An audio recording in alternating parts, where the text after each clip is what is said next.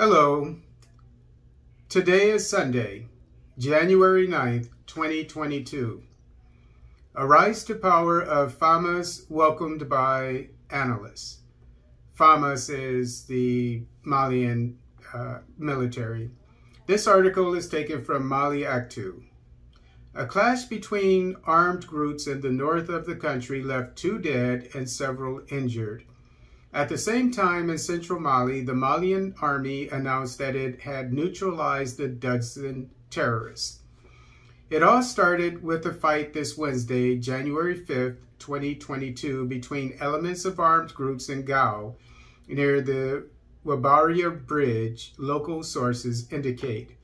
In recent months, sedentary armed groups have decided to push this post further into Gourma.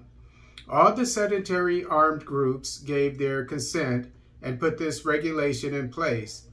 But this Wednesday, elements of the Liberation Forces of the Northern Regions of Mali, FLN, would have brought the vehicle checkpoint down to the river level, and this without the advice of others, explain the same sources.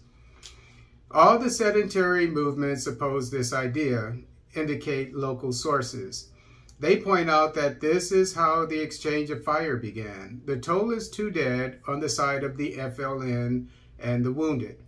The same sources specify, however, that there was no clash between FLN and the coordination of patriotic resistance movements and forces CMFPR.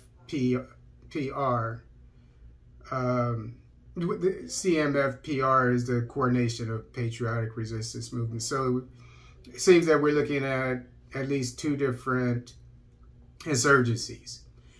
It is in this context that the General Staff of the Armies affirms that the FAMA, which is the, in French, I would think it's the Forces Armed of Mali, so the Malian Armed Forces, neutralized 16 terrorists, killed 16 terrorists, and recovered 19 weapons, including a rocket launcher.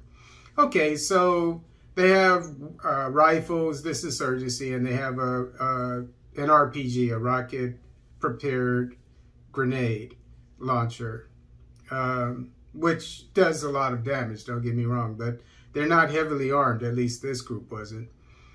So this is very important. We need to put down these insurgencies. We have to have superior firepower.